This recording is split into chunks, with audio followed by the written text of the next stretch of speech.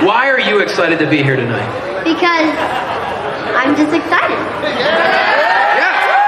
No other explanation. Now, I do believe, tell me the truth, is it true that your dad has a ringside seat but didn't get you guys ringside seats? That is true, but it's because of his YouTube channel, okay? It's his YouTube, okay? Her dad's an influencer. Let him go, guys.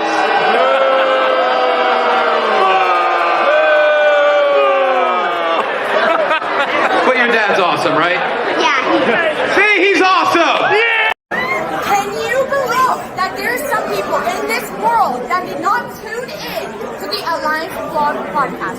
Shame on you! Shame on you! My name is Ella Indy, and I'm one half of the NWA Women's World Tag Team Champion. And I'm Kiki Page, the other half of the NWA World Women's Tag Team Champion. And you better go listen to the Alliance Vlog, what is it called again? Podcast, period. Or you're ugly. Period. Power approved.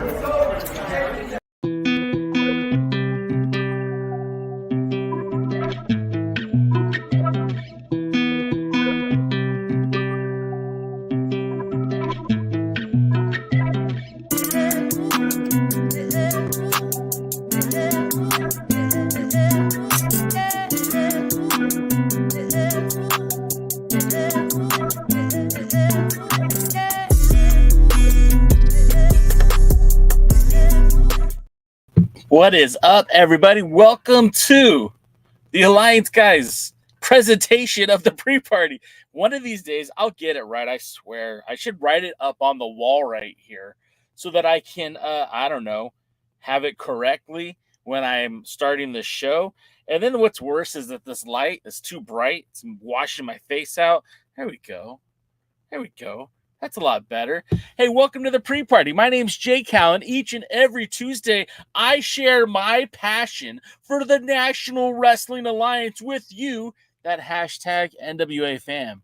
And this Tuesday is no different. We are going to talk NWA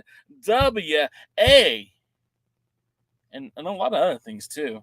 How was your weekend? Did you have a good weekend? You know what I did on Saturday? I went to New Japan Strong.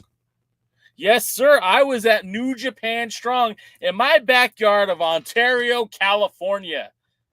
And it was great. Well, maybe it wasn't great, but it was good. Got to see the returning Young Bucks to New Japan. We haven't seen the Young Bucks in New Japan for quite some time.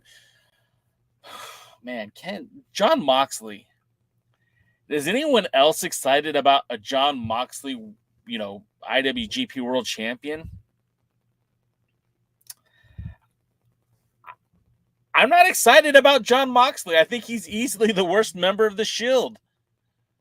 I'm not entertained. I want to like John Moxley, but a lot of the stuff he does is just stupid. And then Eddie Kingston. Stupid. I don't like death matches. I don't like hardcore matches. I like straight up wrestling matches. So when I see a matchup like Lance Archer, former two-time NWA World Tag Team Champion, in the ring with Jeff Cobb, yeah, I'm going to enjoy the heck out of that. I'm going to enjoy that quite a bit. But yeah, I was kind of disappointed in my New Japan Strong show. I think my favorite part of New Japan Strong was watching the tag team titles change hands, with the Guerrillas of Destiny winning the tag titles from my boys, TMDK, Shane Haste, Mikey Nichols. I've been a big fan of those guys for a long time, and that was probably the most enjoyable match that I saw on the card. There were some other good matches, but buy and large, buy whatever, buy high, sell low. What? It was a pretty fun evening. I got to spend it with some non-indie wrestling fans, so it was kind of cool to see their take on New Japan Pro Wrestling. One of the guys that went with me was strictly a WWE fan, Chris, and Chris was not entertained. I could tell that he fell asleep during the show. And then Dan, who used to watch indie wrestling in the WWE, he hasn't watched wrestling on the regular for a while. He had a good time, but I think he was more just happy to be out of the house.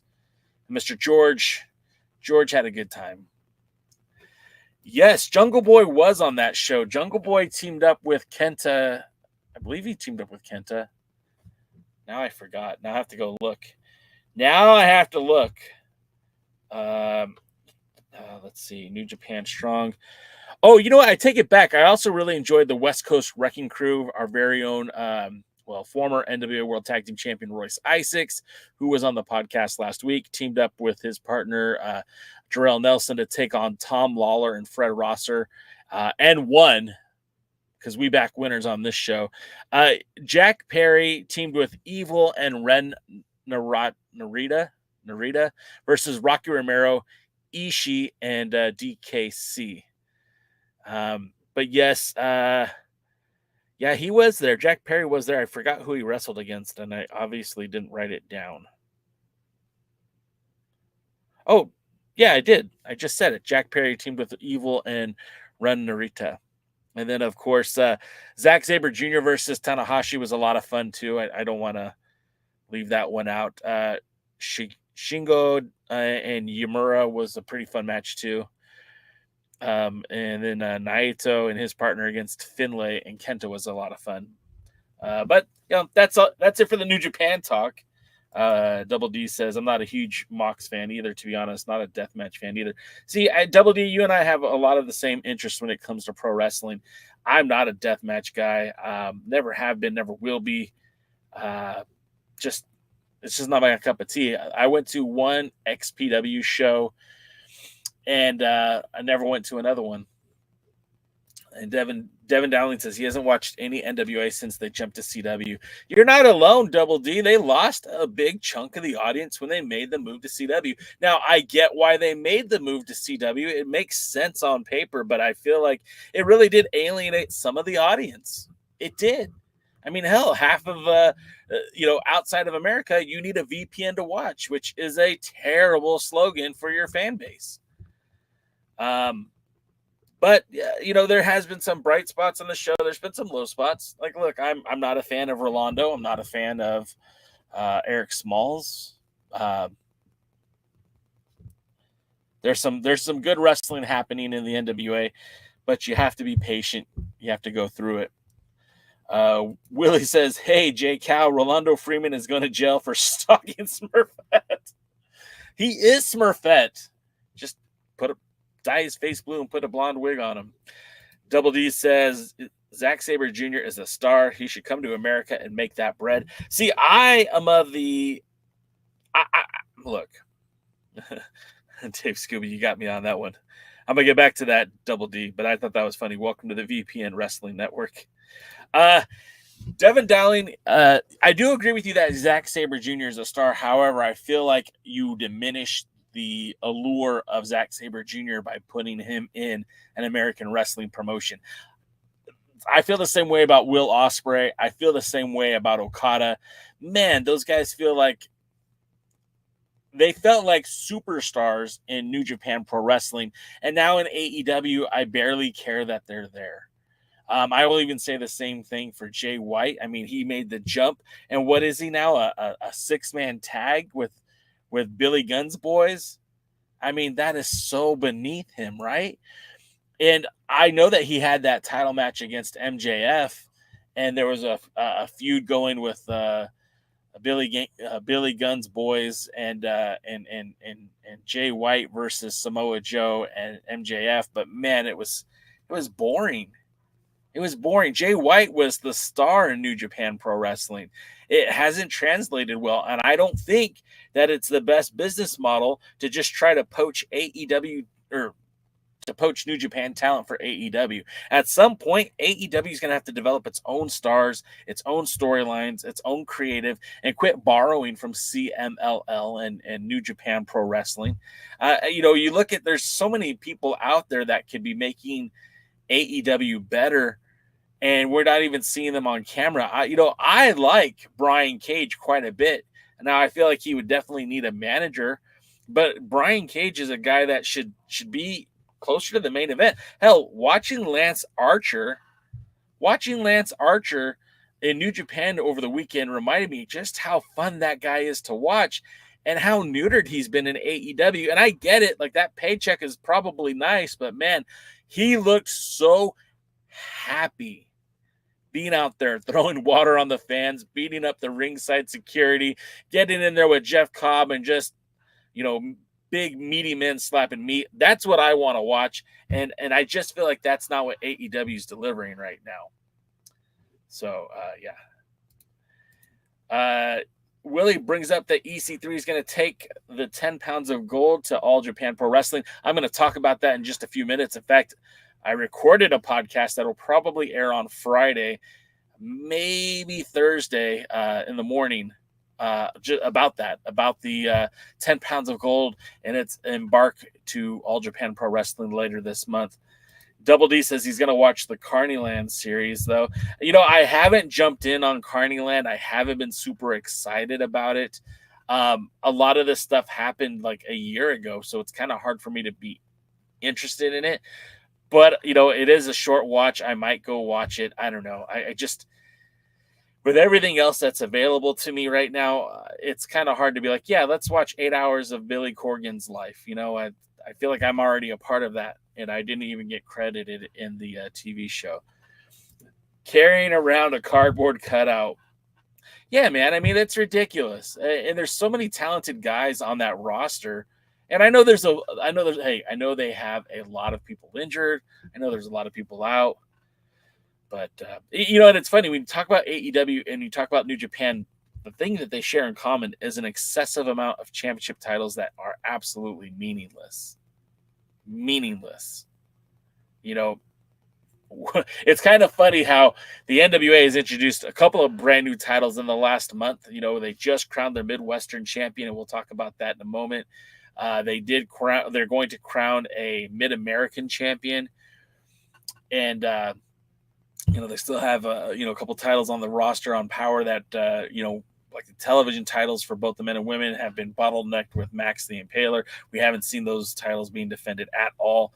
So there's a lot of I get an excess of championships, but man, when you looked at that New Japan card and you saw the Never Openweight Championship, the Never Six-Man Tag Openweight Championship, the New Japan Strong Tag Team titles, the IWGP World Tag Team titles, the New Japan Strong Openweight title, the New Japan Global Championship, the IWGP World Championship. I mean, there's 13 different titles for New Japan Pro Wrestling. That's 13 different titles, and some of those titles are tag titles, some of those titles are six-man tag titles. I mean, there's literally a belt for everyone on the roster, it feels like. It's a bit much. Devin Dowling, going back to New Japan, says, very true, Okada should have been a star when he came here. Now he's feeling like a mid-card guy. He is a legit top 5 wrestler in the world. That's dumb. I mean, AEW is boring. Imagine if they turned Camille into Mercedes Moné bodyguard. I mean, look, would you be shocked if they did? Would you be surprised if they did? Now, look, man, we got a lot of people watching on the X right now.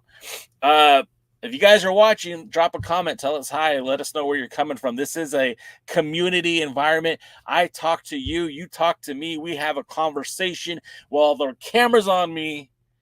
But if I could put a camera in your house, I would. Just kidding. Sorry. I say weird shit sometimes.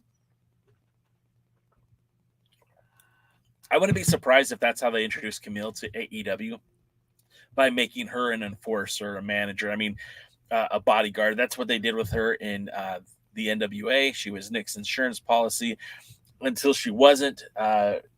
literally her first 2 years, like she said nothing, she did nothing. But we'll see. And that's the thing about Camille is, I don't really feel like there's a bad play with her. She's known by the NWA audience, but you got to remember, we're niche, guys. We're tiny. We're small potatoes over here. We are very small potatoes. Their fans, New Japan is seen by more people than the NWA. And there's a lot of people who watch wrestling in the United States have no idea about either one of them. So Double D says Camille should be Mercedes Monet's bodyguard. I mean, look, that's a very good way to introduce her. And especially if it's like a whole Kevin Nash, Shawn Michaels dynamic, I'd be all right with that. You didn't read the comment. Well, look, that's the thing, man. We all have opinions, and everyone is entitled to have their own opinion. There is no wrong answer.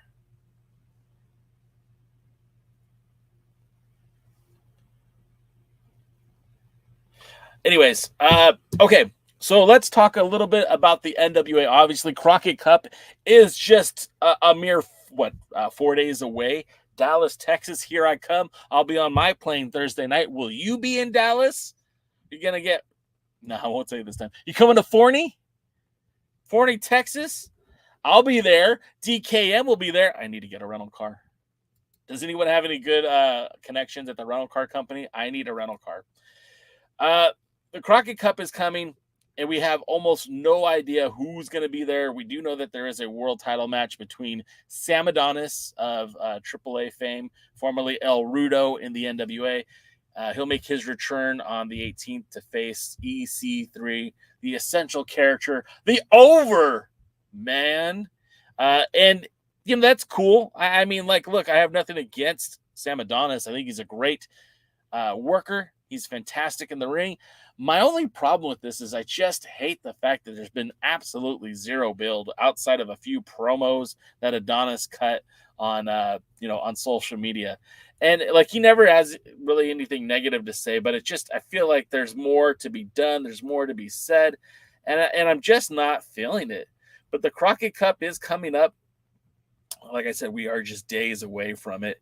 And, tonight, I guess we're going to have some answers to who might be in the Crockett Cup. They might, I have not yet watched Power. Maybe you have, maybe you already know who is going to be at the Crockett Cup. Maybe you have got some information that I don't, but I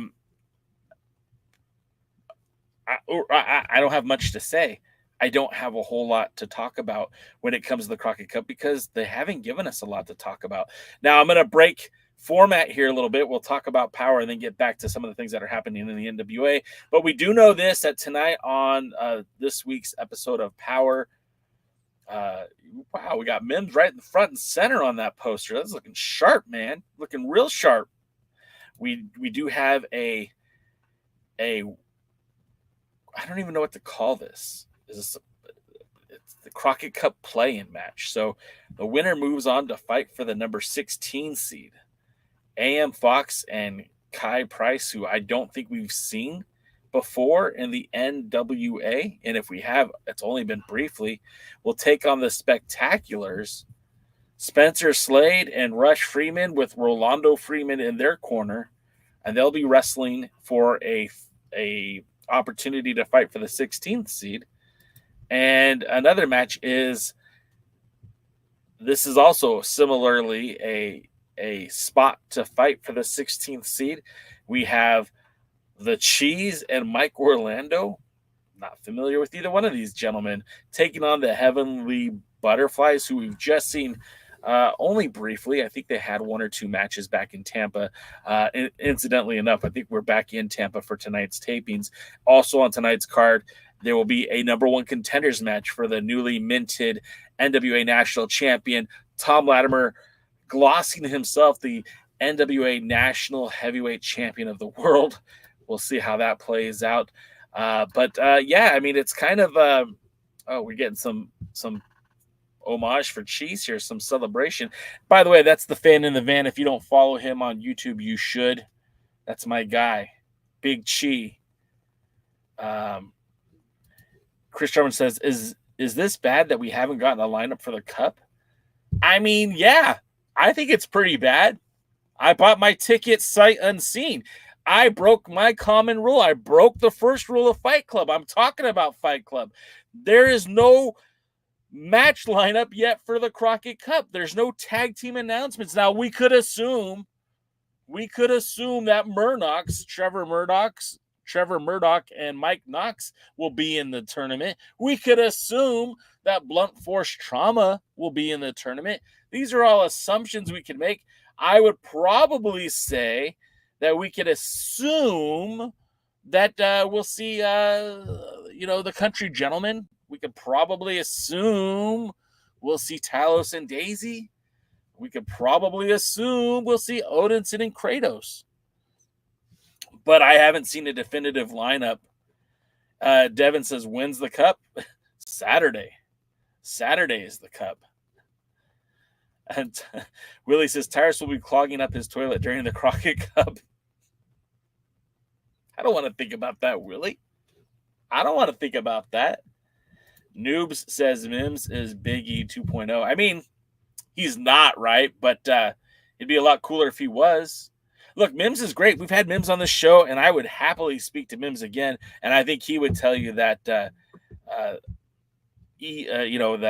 Big E is somebody who could be imitated but never duplicated. And I know that, I know some of you guys aren't WWE fans. That's cool. But Big E, I think, is a guy who more wrestlers should emulate. I think he has a positive attitude. And even though he may never wrestle again, he's a guy that during his brief time as world champion in the WWE, I felt like was a difference maker. It's a shame he got hurt. It's a shame he's done wrestling. But if he ever returns to the ring, I'll be sure to watch it because I like the guy quite a bit. So let's talk a little bit more about the NWA, right? Let's talk about what's happening this week, right? Because we talked about this week's Power episode, but I think we'd be remiss if we didn't mention that there is a new NWA Midwestern champion. And I think it's important to acknowledge the NWA Midwestern champion because he was crowned at For the Fame back on May the 11th, just last week, just a few days ago. And it was Pretty Boy Smooth. Pretty Boy Smooth ended up getting the opportunity to wrestle for the Exodus Midwest Championship. Now, a lot of people were anticipating Cal Hero would be the next champion, but that wasn't the case because that's your guy right there. That is your Midwest champion. Now, the belt, it's fucking awful. It looks awful. It looks terrible. What? Why? Who decided this? That is an ugly shit belt. If I'm crowning a Midwestern champion, I know that EC3 loves Roman mythology and the Colossus of Rhodes and the columns and Dionysus and Bacchus. Those are the same. But this is just stupid looking. That's not a very good looking belt. And there's plenty of good belts out there.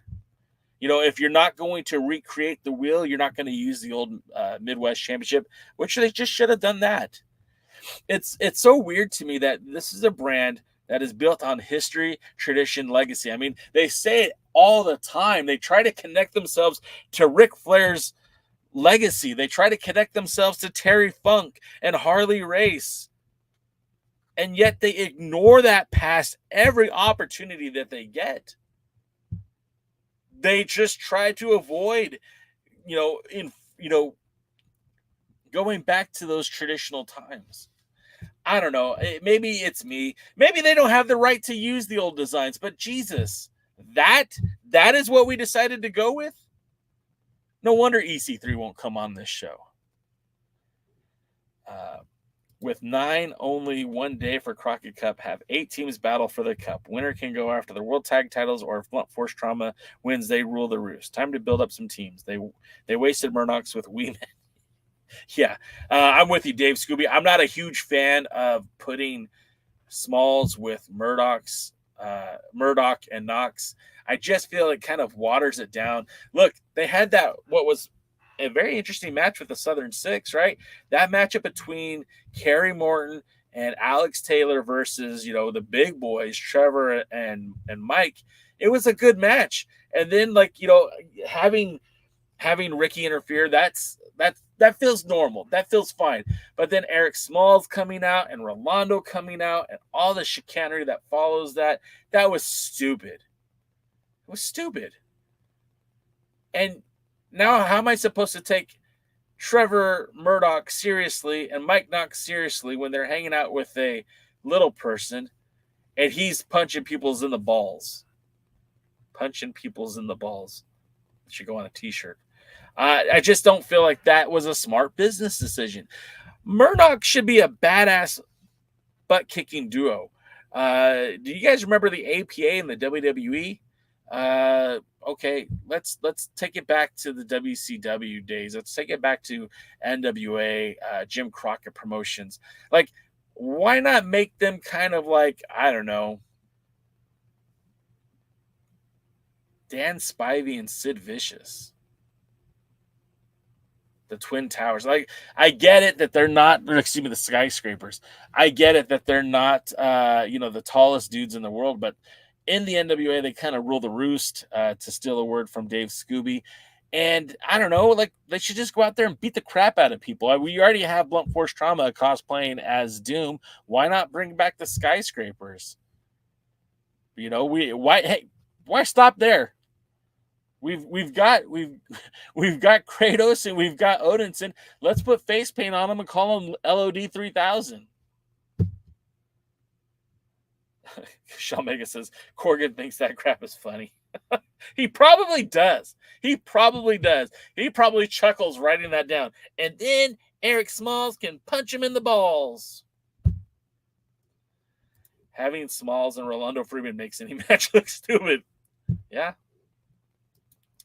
But I do digress. I am kind of shit talking the NWA, but I feel like it's warranted, right? I do want to celebrate what the NWA has been doing right. Because there's some pretty cool shit happening, and I will be the first to admit when the cool shit is happening, we should be talking about it. Now, of course, the territories are growing. We've seen, just over the weekend, the NWA was in Puerto Rico, where we had, that's not the right flyer. Jeez, Jay, get your shit together, man. Is this it? There it is. We had the NWA in Puerto Rico. We had, Kenzie Page defend her NWA Women's World Championship down in Puerto Rico. I believe it was in a 4-way match. We had the Southern Six, Tom Latimer. We had some pretty good stars show up in Puerto Rico in the what they're calling themselves the last territory. And let's see. Okay, so there are no posted results yet, so I can't get too much into it. But there was a schmoz at some point where the NWA talents were battling against the Puerto Rican talents. I don't feel like this is over. I feel like this is a great opportunity for the NWA to kind of get into another market. Now, understandably, the NWA is strictly an American-based product at this point, and Puerto Rico is still part of the United States. But being able to get to a Spanish-speaking audience, I think, would be very ingenious for the NWA to do. Of course, Puerto Rico is not Mexico.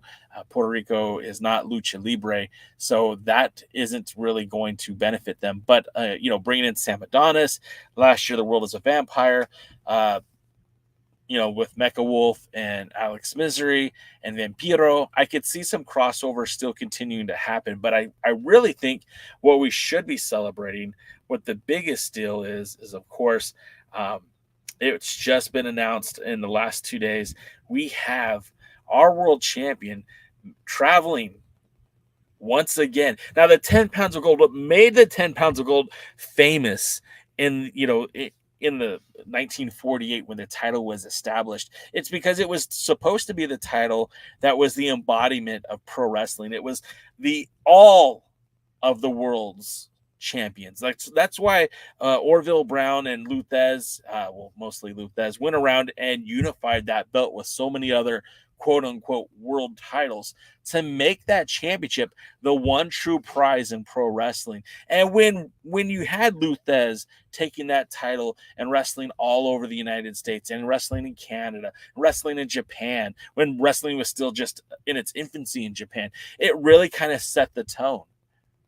And when you look at our world's heavyweight champions, be it Jack Briscoe, Gene Kaninsky, Harley Race, Dory Funk Jr., Ric Flair, Rick Steamboat, one of the hallmarks of our world's heavyweight champions are champions that weren't afraid to travel outside of, North America. You had champions that would travel all over the world. And in recent years, the names that pop into my head most frequently would be like Scrap Iron Adam Pearce, who defended the title in the United Kingdom, defended the title in Canada, defended the title in Mexico, and defended the title in Australia on multiple occasions. I think to the Sheik. And I know that's a bad word coming from J-Cal, but the dude took the belt back to Japan, defended it in 0-1, which, even though it's still an independent, at the time was a pretty big freaking deal. Blue Demon defended the title in Spain, defended it in Canada, defended it in the UK, and was he didn't defend it, but he wore the title in Japan on a very high-profile match when he teamed with Ultimo Dragon and showcased the 10 pounds of gold. That's part of what you got to do. Colt Cabana had the title when he was wrestling in Pro Wrestling Noah. He didn't defend the title, but he had it. He was on his person. You watched him enter the ring with the 10 pounds of gold.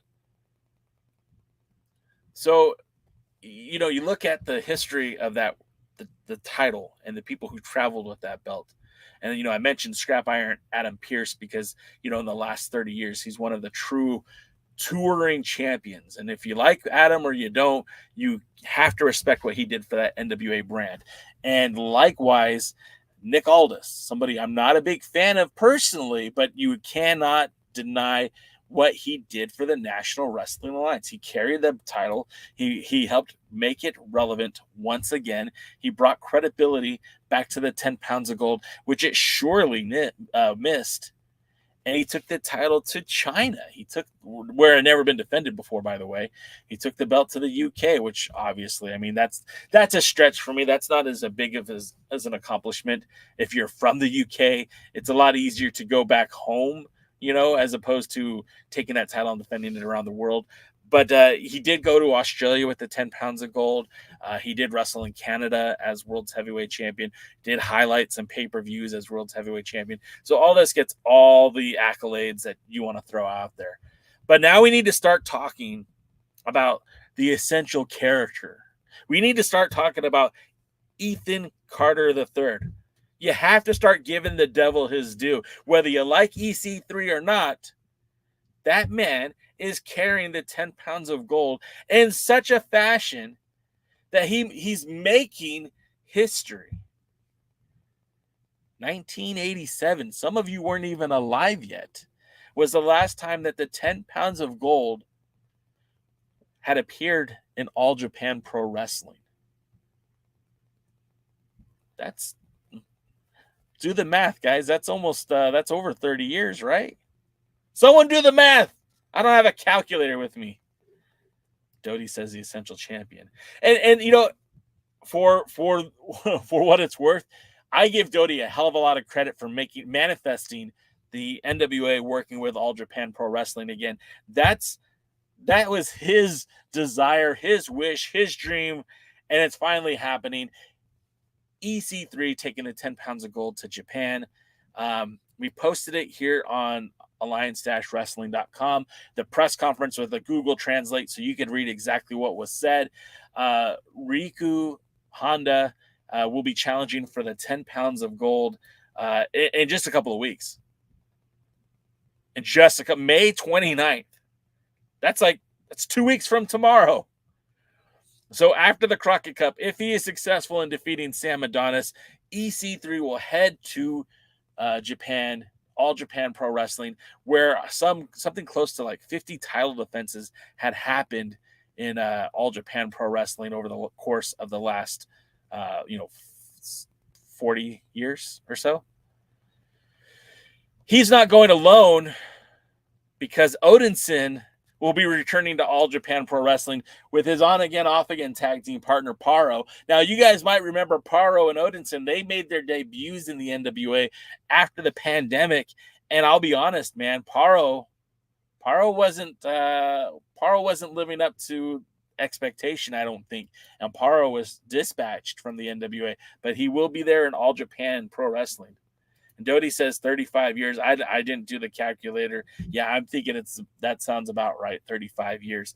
And, Willie's talking about Giant Baba. Harley Race lost the 10 pounds of gold to Giant Baba. I mean, Baba won the title 3 separate occasions. And it's interesting because I did the statistics. I looked at the numbers. The first time the 10 pounds of gold was defended in Japan was like in the 50s. In the 1950s.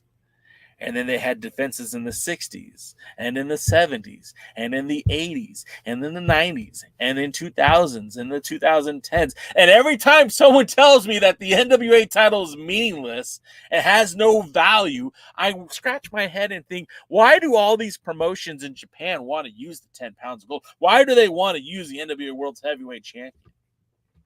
There have been 8 Japanese-born NWA World Heavyweight Champions, with Giant Baba having the most reigns at 3, having the most title defenses in Japan with 5. But there was also Tatsuji Fujinami. There was also Masahiro Chono, the Great Muta, Noya Ogawa, Shinya Hashimoto, Satoshi Kojima, currently the MLW World Champion, and Hiroshi Tenzin. All 8 NWA, all 8 men who were born in Japan held the 10 pounds of gold. Now, some of you guys might be asking, hey, what about Tokyo Monster Kahagas? He might have Japanese ancestry, but he was not born in Japan, so I didn't count him. I see a lot of comments that I have been avoiding. I want to talk more about this. In fact, I did a whole podcast talking about the NWA's relationship with Japanese pro wrestling when it comes specifically to the 10 pounds of gold. Like I said, that'll probably drop on Friday. But if you're subscribed to this channel or to our audio YouTube channels, you'll see it when it drops, which could be sometime this week. Devin Dowling, you're born in 97? Bro, that's when I graduated high school. I'm full on like 18 years older than you? Jesus Christ, I'm old. Willie Bowen wants to bring up Harley Race, Briscoe, Dory, Terry, Dusty, Carrie, and Rick. You know, Dusty actually, not so fast. I don't believe Dusty actually took the belt out of the U.S. Remember, Dusty's a 2-time world champion, but he didn't get a lot of time with the 10 pounds of gold or the World's Heavyweight Championship. He won the title, but like he wasn't able to travel as much as Terry Funk traveled all over. Dory Funk, obviously, Briscoe, Gene Kaninsky, Luthez, obviously, Kerry Von Erich, yes, Ricky Steamboat, Ric Flair, all these guys had that not the 10 pounds of gold, but the NWA World's Heavyweight Championship and defended it. There were borderless wrestlers. They wrestled all over the world, but they had long reigns. So like a guy like Giant Baba, who had 3 victories of the title. I mean, some of those, like he won the title and then lost it back almost immediately, and never left Japan. Whereas like a guy like Kojima took the title and defended successfully in the UK, successfully defended multiple times in the US before losing it. Rob Conway took it to Japan and then lost to Hiroshi after he lost it to Kojima, won it back from Kojima, then took it to Japan and lost to Tenzin. And before Tenzin lost it to Jack Stane. And, the whole cycle continues. But the more modern Japanese wrestlers to win the title have defended more than just their home country, right? And, even going back to Noya Ogawa, who won the title in UFO, which was a shoot wrestling promotion that was an Inoki-owned promotion, where he beat Dan Severn. and then defended the title in New Japan against Shinya Hashimoto, and then defended it in the U.S. in NWA territories. I mean, that was kind of badass, right? That's kind of cool. Matthew Underwood said, what if Honda takes the belt off of him? Would that signify more than just a working with? I mean, sure, man. I think, look, he doesn't even have to win the title for this to be a developing relationship, and it makes a lot of sense. Hell, the Triple Crown is made up of 2 NWA titles.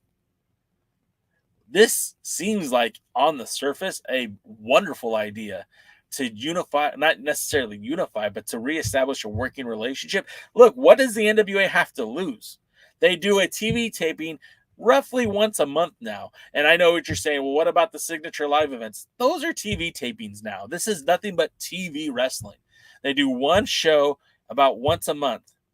What's stopping them from sending people to Japan for a couple of weeks after that taping, come back home, do their NWA stuff, go back to Japan?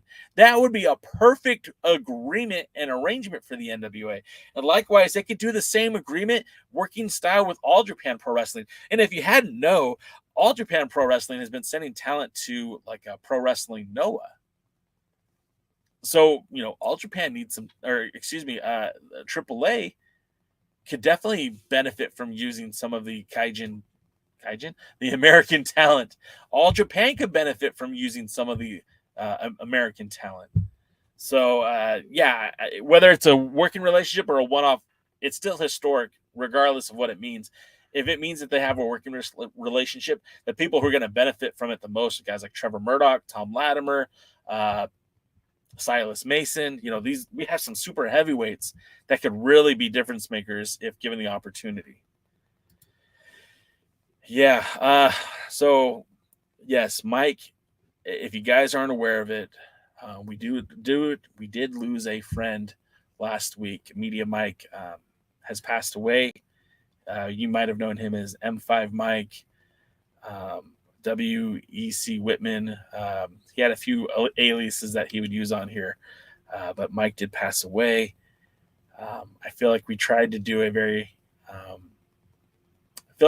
honor him the best I could last Thursday on the Alliance Guys podcast. If you haven't watched it, take a look.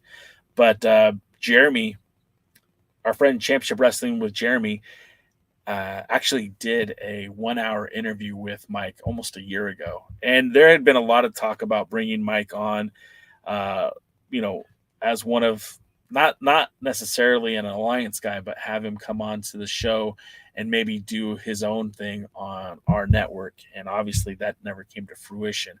Mike passed away. But Jeremy did this great 1-hour interview with Mike where they just talk wrestling, 2 buddies talking wrestling. And although Jeremy's been missing in action, when he did hear about Mike's passing, I gave him I allowed Jeremy to make the call if he wanted to air it on his channel, if he wanted to air it on this channel, and he asked if he could air it on our channel. So I think that's cool. Tomorrow, it's not the other Alliance guys; it's Jeremy just interviewing Mike Verde, aka Media Mike, and yeah, I'm looking forward to it. I watched a little bit of it, but they talked for a good hour just about wrestling and life. So I hope you guys will check it out, because I would like to honor our good friend, Media Mike. Again, he was a good dude, and I don't want to get choked up again, so I'm going to stop talking about it. Rest in peace, Mike. Sean Mega says, I think once Wrecking Ball becomes a serious character, he can be something special as a single competitor. Absolutely, man. Like Jay Bradley and Wrecking Ball Legursky have been a fun tag team. There have been times where I feel like the Fixers are too comedic. There's been times where I would like them to be more serious, but I feel like Wrecking Ball and Bradley both have a lot to add to the NWA. And, I didn't even mention them as potential Crockett Cup competitors, but of course they should be in it. And again, if All Japan relationship does kick up, I believe Bradley had done some work with All Japan Pro Wrestling in the past, so that would be kind of cool. And like Dodie said, 35 years in the making, NWA returns to All Japan.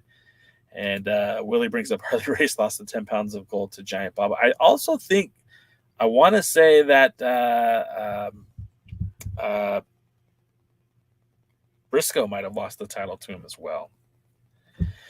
If EC3 turns heel down the line, have Dixie return as his financial backer.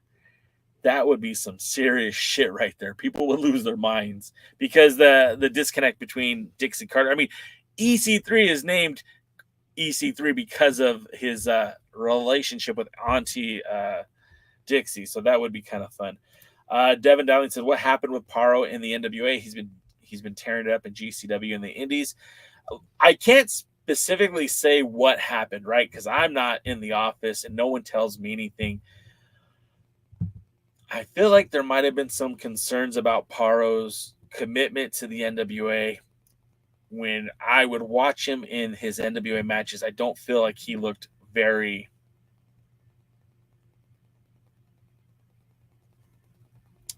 I don't think he looked good. I'm not trying to piss on Paro. I like Paro. I met Paro. I got to talk to Paro at the 70th anniversary show. I think Paro is a good dude. But it just, for whatever reason, it did not gel. And, eventually they had Odinson run as a singles before putting him with Kratos, which has been a fun tag team. But the end was something special. And if they decide to bring that back, I would be okay with that. Doty says, before they coming to the NWA, the end was an All Japan team. Sam Adonis and Kratos also regularly wrestle for All Japan before they came to the NWA. Ever wonder why always with them in the NWA? That's a good point, Doty. I think I knew Kratos. I didn't, and I definitely knew about the end. I did not know about Sam Adonis. That'd be kind of cool. Willie, no, I'm not going to count Cahagas, and that's not to badmouth Cahagas, but he wasn't born in Japan. And if he has Japanese ancestry, that's great, but that would make him Japanese American, not Japanese. So I'm not trying to boo-boo the guy. I'm just saying, like, yes, he's a world champion. And the thing that I'm always going to remember Cahagas for is being the first world's heavyweight champion to defend in the Dominican Republic since, like, Ric Flair.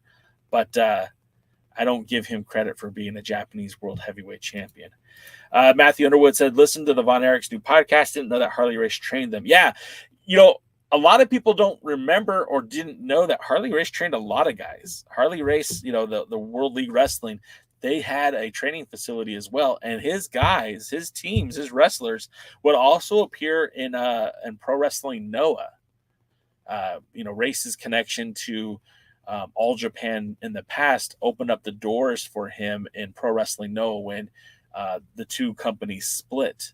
And so, like, you saw a lot of guys from Harley Race's camp end up in All Japan, Pro Wrestling Noah, like, Trevor Murdoch's was there. In fact, All Japan at one point had a very, a big stable called the Voodoo Kin. No, that was TNA. No, they had the Voodoo Mafia. I think that's what it was. No, Voodoo Murderers. And the Voodoo Murderers were a lot of guys who formerly wrestled in the WWE. I believe Lance Cade at one point was a member of the Voodoo Murderers. I know that I think Rosie from not Umaga, but his brother, I think, was a member of that.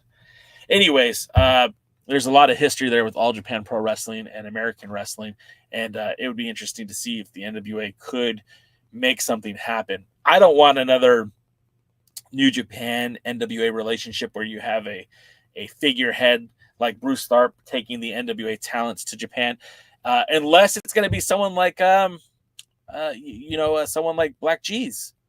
If G's is the voice of the NWA in Japan, now you're on to something. Or even Austin Idol, but that would feel very Bruce Tharp-esque.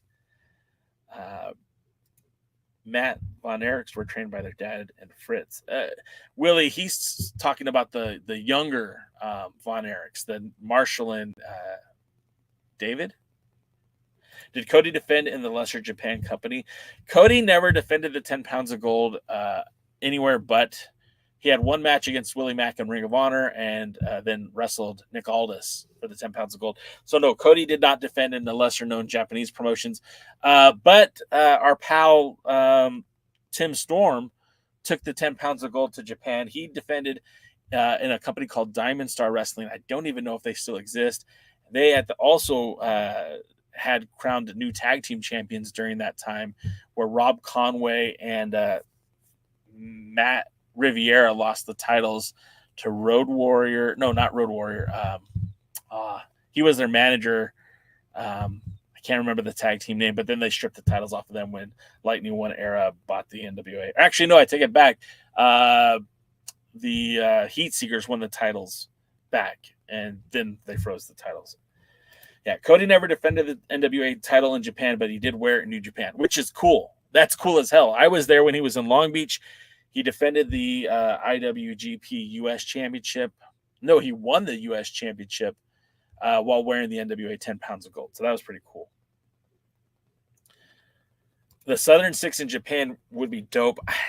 Silas Mason anywhere would be dope. Silas Mason in some meaningful, epic matches would be dope. That guy is more than just a goofy dude. Like the perception is he's a big, strong, goofy dude. That guy is a legit wrestler. That guy could go and tear it up.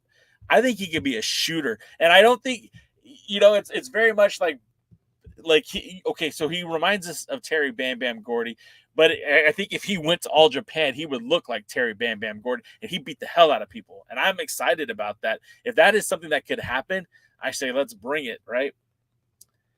I'm all with Southern Six, especially through Billy will tear. Yeah, see? Yep. I think Kerry and Alex would do great there too. Singles or tag. Yeah, look, I think the Southern Six has a ton of potential, ton of upside. Whether they realize it or not, who knows? I was watching WWE ECW from 2008 the other day. Jay Bradley faced a young Jack Swagger and then got crushed by Mike Knox. It was fun to see. Jay Bradley has been around. I remember watching Jay Bradley wrestle in Pro Wrestling Guerrilla back in the day. I also remember Samoa Joe defending the Ring of Honor World Championship against Togi Makabe at a NWA USA TV taping back in 2004. That was fun. My guy Sam Retro's in the house. What's up, Sam? How you doing, brother? Sam, are you going to Crockett Cup? The end is in the Crockett Cup, yes? We don't know. We don't know about the Crockett Cup, Matthew. The crazy thing is like nothing has been said and everything has been said because, if they had a surprise tag team that would blow everybody's mind, I think they would have already announced it. And if they're waiting to announce that team at the Crockett Cup, what is that going to do for ticket sales? It's not a 2-day event. It's a one show. It's one night. So I don't know, man. I think it's crazy that they haven't done a better job of promoting this event. At least telling the fans what's going to happen in terms of who's going to be on the card. Dodie says, I always talk about how the NWA and All Japan almost look like twin brothers. Now I tell you one of its similarities. Both love big guys. Sent Thrubilly, Murnox, or Fixers would love them in All Japan. I'm all for it. Dodie, I'm with you on this one, brother. We're good. David Valentine with his fake news daily. Breaking news, Billy Corgan and Shane McMahon have had secret business meetings. Could Shane be investing in the NWA? No. No. Devin Dowling says, I went to the Dominican Republic like 2 months ago. Didn't defend a title, though. See, Double D, what's the point in even going to the Dominican Republic if you're not going to defend your hardware? Sam Retros with Dodie. Matthew, I think Odinson will team with Kratos for the Crockett Cup, which is probably going to happen. I mean, it would be dope if Odinson and I would like to see the end in the Crockett Cup. I would like to see them bring in Paro back in at the very least, just to have that connection between the NWA and All Japan Pro Wrestling. And who knows, maybe even putting the U.S. tag titles on Odinson and Paro. So when they go to Japan and have, an NWA presence on that card, the World's Heavyweight Champion, the U.S. Tag Champions, I mean, it starts to feel like there's something there. Even if there isn't, it just feels like there is. The Funk Brothers set the tone for American wrestling with All Japan Pro Wrestling. Yeah, and they were beloved too. That's what DSW mean. Thanks, Jay. Half-ass taping company. Silas Mason versus Brian Cage would be a great match. I think so. I think Silas Mason is so much better than we've seen in the NWA. And I only say that because I know of what he is capable of. And we've seen moments of it. We saw him with Davey Richards at the Hard Times, or was it? No, it was the anniversary show 2 years ago. And I think he needs to be tested. I mean, you put him in the match with Kratos and Odinson, and he looked great. All three of those guys look really good. I want to see a Silas Mason beat the shit out of some people. Silas is an animal. Let him off his leash. Yeah, man. Japan loves Terry Gordy so much. We got Terry Gordy. We got 2024 Terry Gordy with an attitude problem. I love Silas Mason, and I think he'd be great for All Japan Pro Wrestling. Noob, you enjoyed the Top Dollar and Brian Idol match?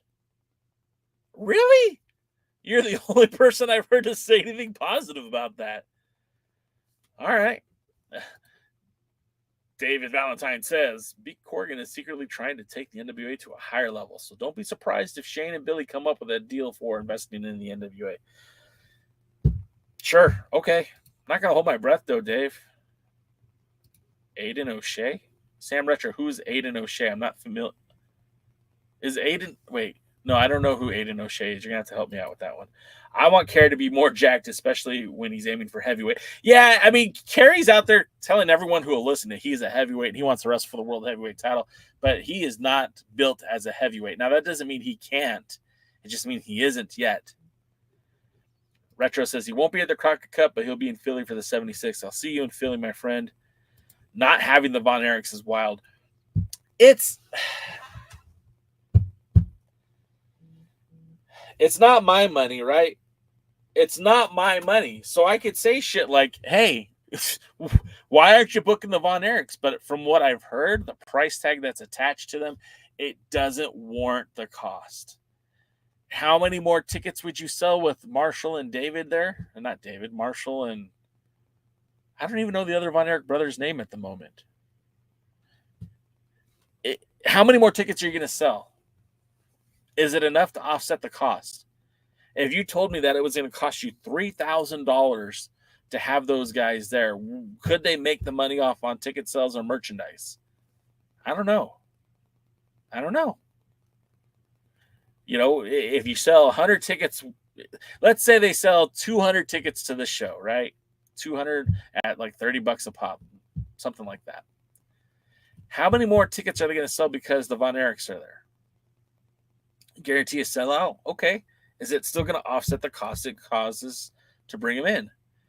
And if the answer is not yes, then how do you justify it? Because they're not going to get, it doesn't matter how many people are watching on the CW app. If 10 more people watch, if 1,000 more people watch, does CW pay the NWA anything more? It might help down the road in terms of negotiating a new deal, but it's like one-time show or two-time matches. I mean, where's the consistency? And still, at the same time, too, like when I was talking to Roy Sisix, he brought up a perfectly good point. Why would you bring in a tag team to be on the Crockett Cup that isn't going to be a part of your roster going forward? How does that elevate the brand? How does that elevate the roster? Now, we saw they did it with the Briscoe brothers, but the Briscoes had previously been in the Crockett Cup and did work a few matches with the NWA prior to, Jay's passing, which was untimely and regrettable. Rest in peace, Jay. But, I mean, I felt their victory helped elevate the Crockett Cup. Last year, Murdoch's won it. You know, if the Von Erichs won the Crockett Cup, how does that benefit the NWA? Benefits the Von Erichs, but does it benefit the NWA? Long term. Short term, do they get some ticket sales? Sure. If they had announced it like a month ago, sure. But now it's too late. I don't see the benefit. John Fuzz. I'm going to call you Fuzz. Your mama call you Fuzz. I'm going to call you Fuzz. Said, oof, I wasn't impressed with Idol Dalla. That botch catch before the pile driver was embarrassing. I mean, I'll say this, like Top Dollar tried to make it work after that botch, but it's still just, I wasn't impressed at all. Retro says, especially in Texas, Matthew, I agree. Yeah, I mean, look, it would have been cool if they had them, but I'm not going to cry because they don't. Hey, Jay, thoughts on Billy saying the NWA signed a new TV deal, but he can't even get into details? I mean, that's the second time we heard that. And he said he had 2 TV deals, and the second one ended up being Carneyland, which sure is a very much heavily influenced reality show about Billy's life with an emphasis on the NWA. But I almost don't even have any desire to watch that. what could this other program be? If it's USA and they bring back NWA USA on a more regularly viewable format, then I guess that's cool. But like, if it's another reality show or something similar to that, I just have no interest. Willie says, keep the McMahons away from the NWA. Noob says, I do hear that the NWA is going to be doing a crossover with the WWE on NXT and hopefully the main roster. Do not hold your breath for that, Noob. I don't think that's going to happen. I don't think you guys... Look. The NWA has a lot of value. There's a lot of credible talent. There's a lot of history, tradition, legacy. How does the WWE capitalize from promoting somebody else's legacy? They have never done it before. Even when they bought WCW, you know what the first thing they did? They closed WCW. They brought ECW back in Vince McMahon's image, and it shit the bed. They have no business bringing back promotions from the past. If there's a way to benefit working the NWA and NXT, I could see that.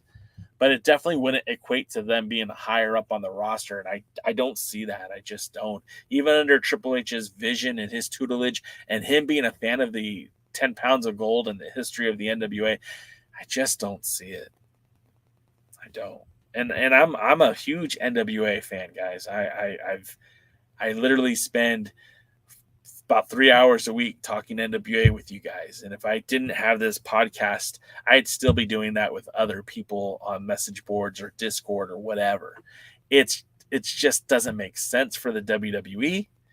You know, it doesn't make sense for the NWA in reality.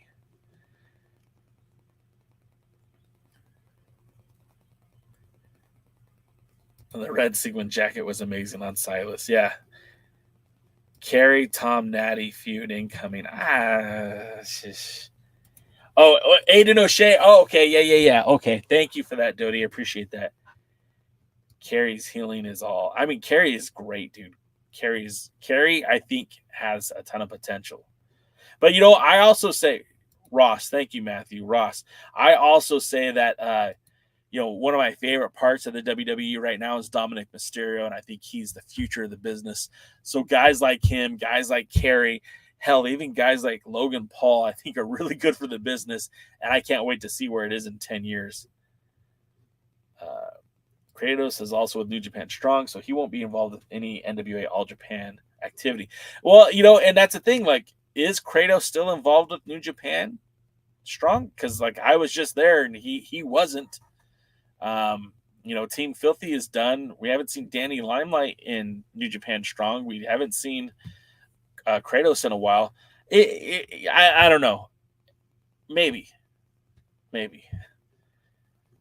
An idea. Imagine Triple H and others love true old school wrestling and decide to help fund and make NWA an additional WWE brand for true old school wrestling.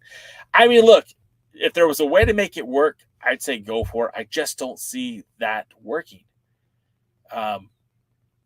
They didn't have success with trying to revitalize ECW. NXT works because it's legitimately thought of as a third brand, but it's just a developmental, you know. It's weird to me, like, you know, like with SmackDown and Raw, they separate them, but then they take them back together. I don't know. It's a lot to get into, but I don't see it happening. You know, I think they are smart to have like these divisions on social media, and I made a joke about this on Discord that, you know, they could bring back you know, that Raw Underground and put it on World Star, right? That would be smart. They have a whole TV show on World Star and have just legit knockouts and legit fighting on that app. You know, because they have the speed division on X, and you know, that's basically just the junior heavyweights for the most part. But, you know, they could do, you know, bra and panties matches back on OnlyFans, you know, open up an OnlyFans channel. It's 2024. Quit being so, oh, man. Let's see. Triple H is trash. He is Vince McMahon personal string marionette. All right. Actually, the idea of working with WWE now sounds more interesting than during the McMahon era. Yes, but I still don't see it, guys. I just don't. I mean, I could be wrong, but I don't see it. Imagine Cody and Aldis and Triple H having a beer and talking and then calling up Billy. First of all, Aldis and Billy didn't end on good terms, guys. I don't think they're okay. I don't think they're going to be talking about anything. If anything, I can imagine Aldis talking to the WWE about potential expansion to the Pacific Northwest and supporting the Hart family. I would imagine Von Erich could sell 100 tickets. But is 100 tickets enough to offset their costs? That's what I'm saying. I don't know what it costs to book a Marshall or Ross Von Erich on a wrestling event. I don't know what the cost is. Is it $3,000? Is it $35,000? Is it $4,000? Is it $10,000? Is it $20,000? How much does it cost to get them on a show? And if the price is right, then yeah, of course you book them. But if the price is wrong, then no, doesn't make sense. Anybody watch for some Billy and Carney Land? Watch along? That's something we might do, but not today. I have to pack. I'm leaving for Texas on Thursday morning early. I got to pack. USA is the show about the territories. Check the Discord. Is that legit? Like, I haven't seen that. I haven't seen it, Matthew. So if you're right, they pimped the NWA because of Cody, though. Sure. There's one thing acknowledging what Cody's done. It's another thing to pump millions of dollars into a brand that you don't own to support Billy Corgan, who, for all intents and purposes, has rubbed a lot of people the wrong way. I'm just saying, I'm not holding my breath for nothing. All this stuff sounds good. Only time will tell. Back to the territories first. No, first we got the Crockett Cup. The Crockett Cup. Let's see. NWA work with the WWE main roster. Now that happened. Okay, Dodie. Fair. All right, you're right. God damn it, you're right, Dodie. They did. They worked with Dan Severn. They brought in James E. Cornette and Howard Brody and Dennis Coraluzzo. And you're right. They brought in Rock and Roll Express. They brought in the who was it? Bart Gunn and Bob Holly as the bombastic Bart and Silly Billy. I don't know, the new Midnight Express. You're right. Why would you want to work with the WWE? They're trash. The Harvey Weinstein. I'll check out Carneyland and Dodie and let you know if it's worth your time. What will be the new territory of the NWA? If I'm guessing, I'm going to say Texas. I'm going to say you've got a couple of promotions that you could work with already. There's Mission Pro. There's Dog Pound Wrestling. Who knows? But, why go to Forney unless you have a plan of doing some sort of business in Texas soon? Dothan, Alabama sold out for the NWA. If anything, that would be a place I would make sure I'm doing multiple events a year at. David Valentine. Wait, hold on. Jazz's World Wrestling Council, AML, CCW, and All Japan. Not going to hold my breath for All Japan to join the NWA, but certainly a working agreement would be awesome.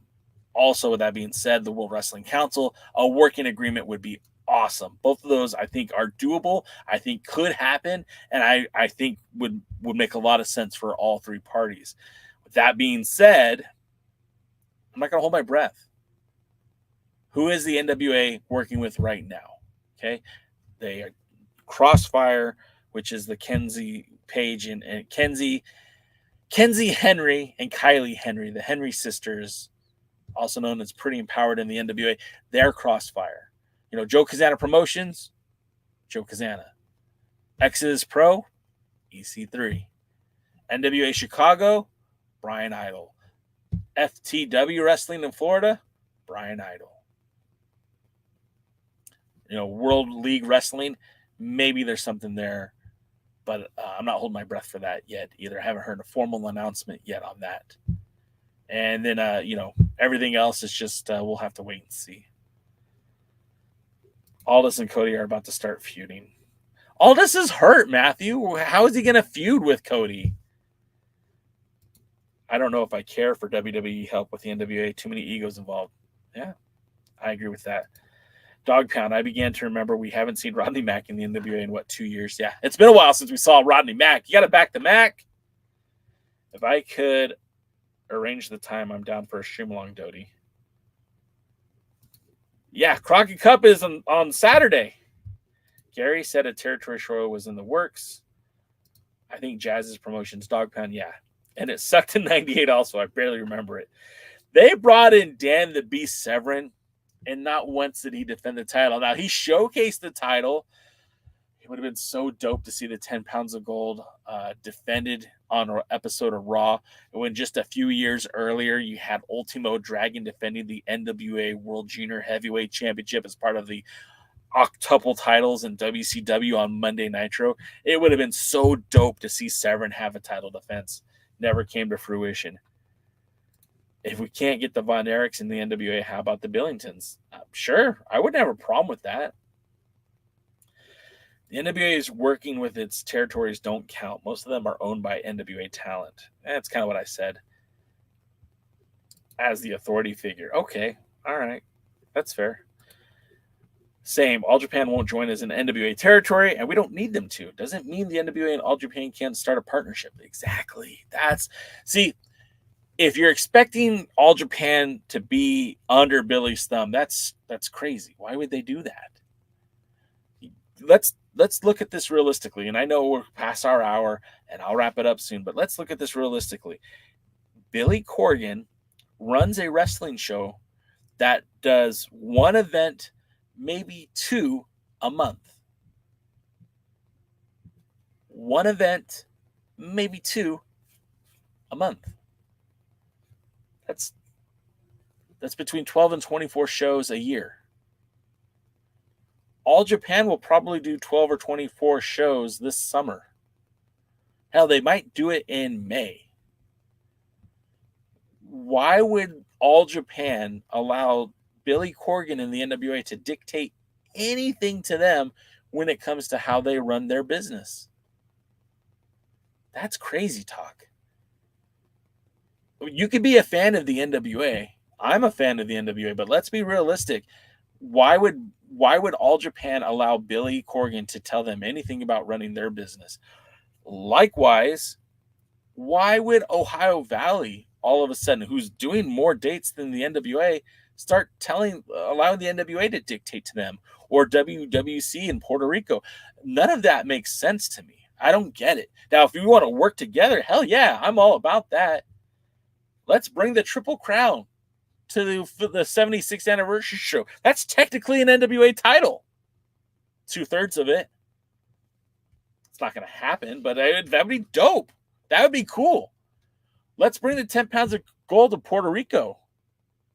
You know, the last time I can remember the 10 pounds of gold in Puerto Rico, I think it was, I want to say it was Bayman, Puerto Rico. So I want to say October 2nd, 2007. Anyone?